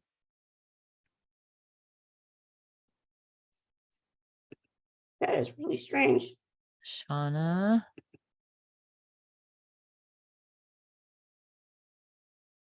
Darsh, obviously. Rishi and Darsh and okay, we just All got right, well, you know Arya. what? I'm just Arya gonna. flipped over. Rishi, are you seeing it or are you just not? Okay, all right, sweet. Everyone's in. Now let's help Cole out. I'm restarting the program. Okay, fair enough. It could be. I don't think it's an issue with the projection because the on the fly is still turned on, so it's not. Do you want me to, if I share my screen, will you guide me through the process of adding in the map data to back it up? Yeah. So you So you got it. You So got three of them actually.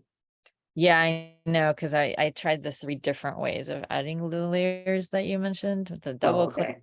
Yeah, so I can show you first how I can remove, because I don't want all of them. So I'm gonna remove this layer that I have that's an extra one.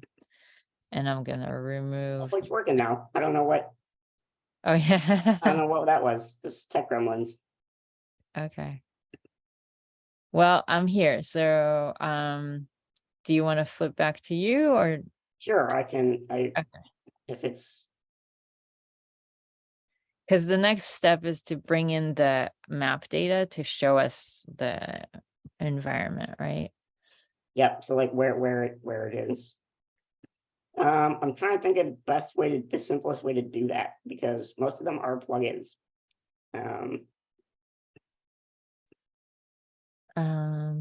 So the best way to do it is through tiles actually. And I'm trying to think about where. So if you open up the data source manager again, so what we're looking for is something called a base map.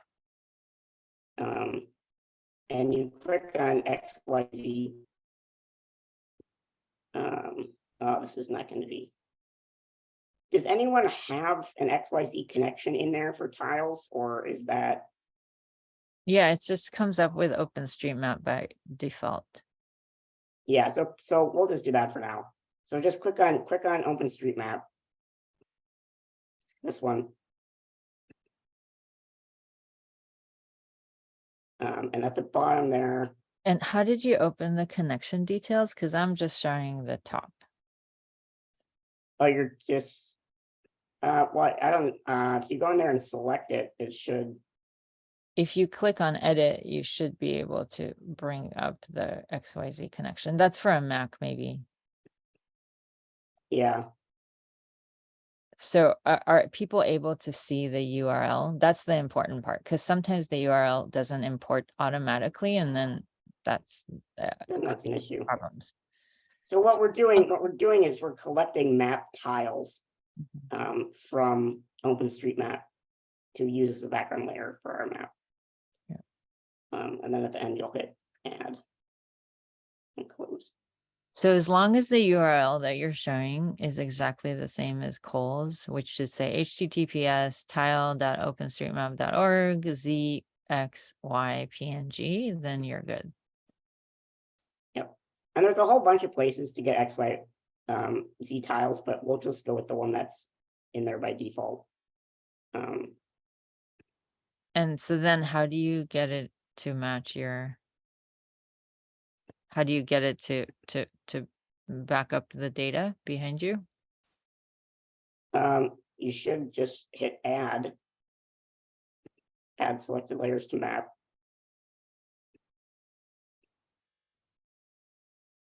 And then close. You can see I got a whole thing that popped up here. Are people getting that? Well, first I gotta select transformation for OpenStreetMap. Oh, boy. Is it asking you about it's the projection is asking you about? I think it's just what transform do I want to Oh, use? yeah, just click one. Oh, why am I? I can also see like the whole world map right now. Is that where I'm supposed to be? Yeah, it may be depending on where you're zoomed out to, yeah. Yeah. Yeah, I can see that too.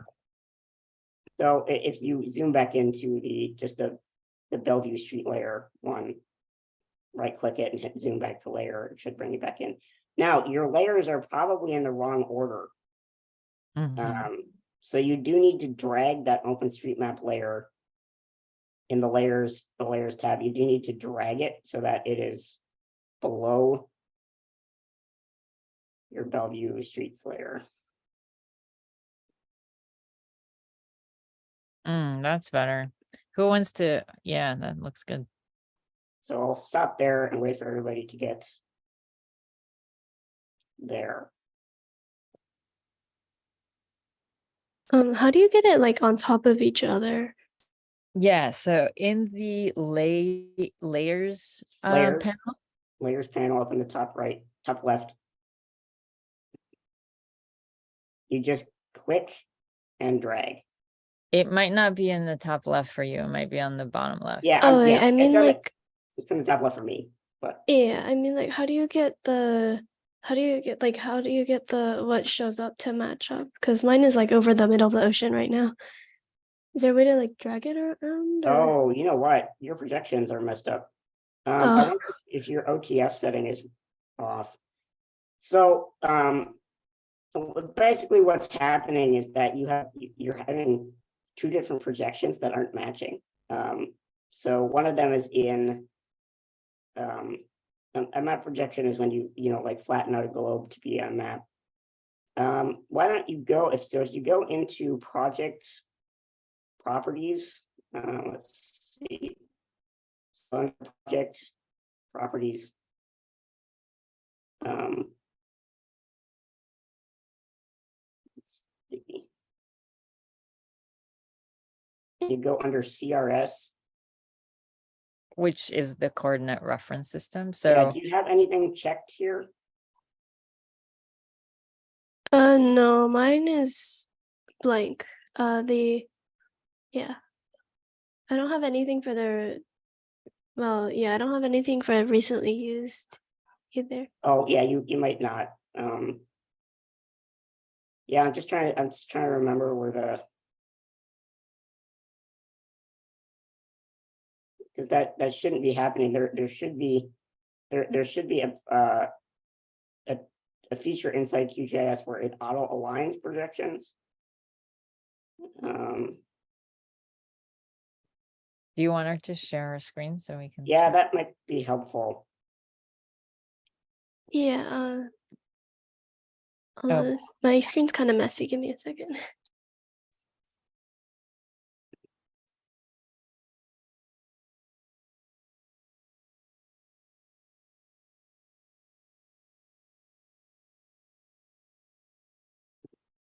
That is a classic GIS problem, which is my data points are in the middle of the ocean. So don't worry about that. That's not crazy. Oh boy. Okay, can you see this? Oh, you're okay. So can you go over to the Bellevue SW file and right click on it? Yeah. Zoom to layer. Is it? Oh, it is actually in the middle of the ocean. Yeah. Oh boy. Okay.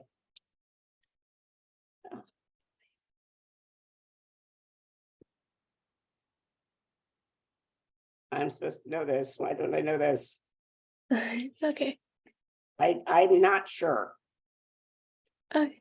I'm curious about what Oh, your. do you see how it says EPSG 26910 at the bottom right? Oh, here? Yeah, that should. Have you changed that? I don't think that file was in that coordinate system, is it? Say, no, it shouldn't be. I mean, everybody else came up in WGS. WGS 84.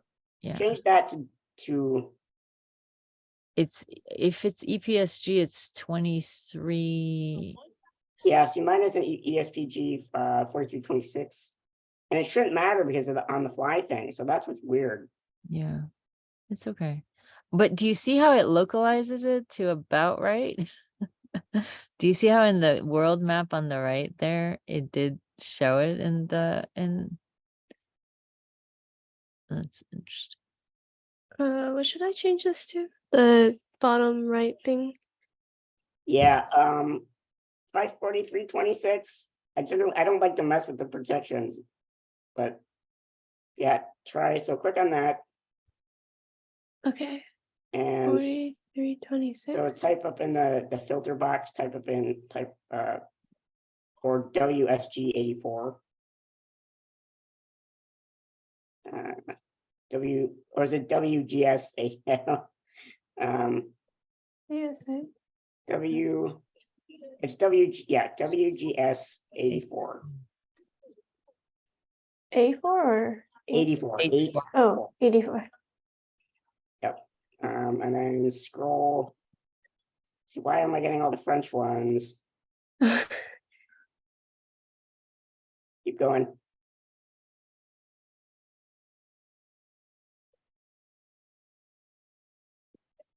That is strange.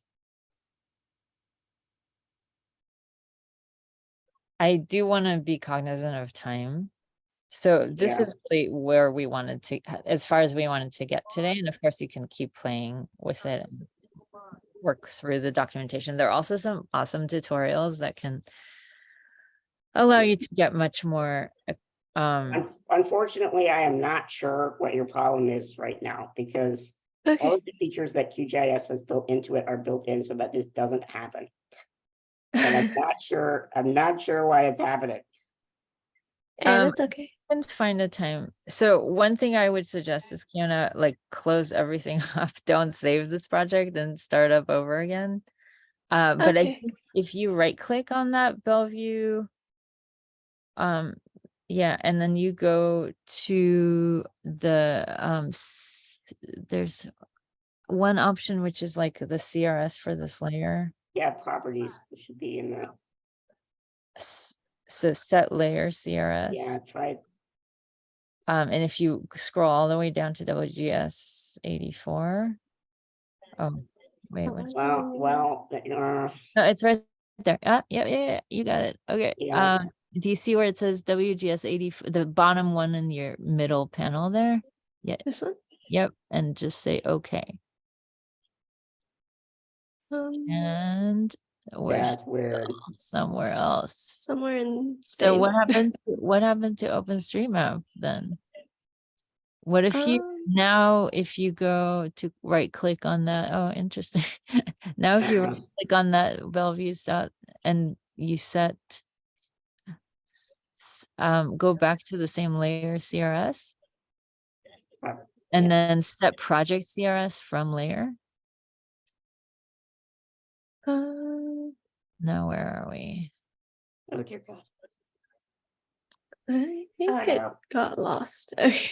So I would just remove the OpenStreetMap layer and so just right click on that and you can say remove layer. Yeah. And now we're gonna go back to the data manager. Yep, right up there. And one of the three sheets of paper in the top left. It's this one, right? I think you have a window overlay that we're not seeing. It's okay. Oh, You okay. only shared one screen. It's okay. So yeah, go ahead and go back to that XYZ. I think I got it. Oh, this is even more interesting. It's supposed to be here, but it's not. Yeah. Well, the thing is now you're starting to put layers into coordinate systems that they're not in. So it's gonna. OpenStreetMap is WGS 84. Yeah, it is. It is. But what's the other one? We supposedly set it to WGS 84, but it keeps showing up as that other one. because this is WGS84, but it's a different datum. So Yeah, Shauna, I think for some reason that's what it's showing for everybody. Mine is showing the same thing. 26,910. Well, it shouldn't. So what QGIS has this feature where it takes, you can have layers and different projections and different datums, and it takes them and it calculates them so that it'll display them all in one projection. So it does all the math behind the scenes to translate them. And so it should be that it's showing all of them in whatever coordinate system you have set, regardless of what coordinate system they're actually in. But coordinate systems are probably the most complicated part of this.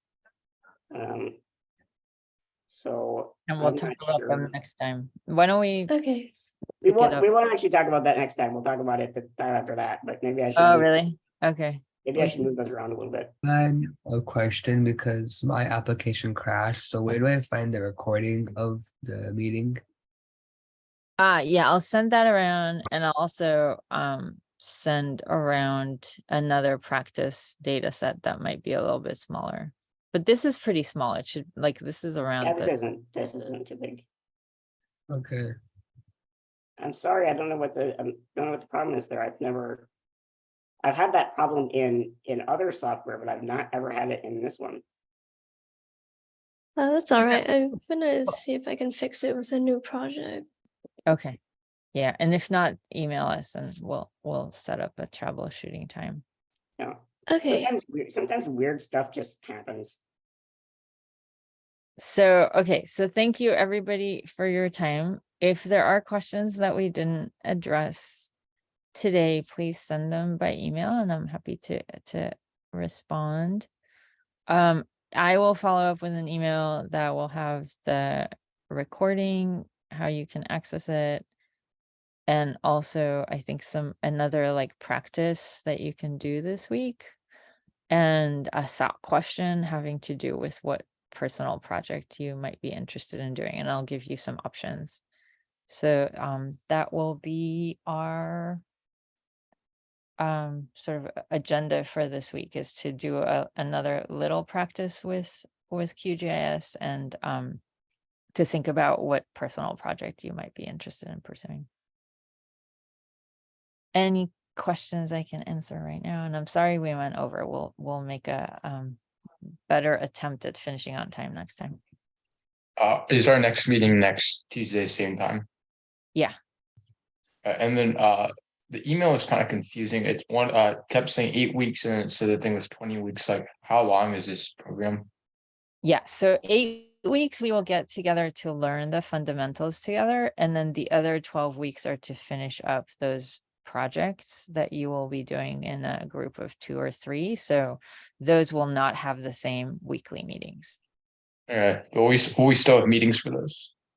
Probably like as needed. So it will be more milestone based. Like we will agree together, okay, for your project and your group of 2 or 3, the next milestone is, to have this data collected and verified for, this bounding box, and let's get together when you have that done. So it wouldn't necessarily be weekly, it will be more based on the milestones for that personal project.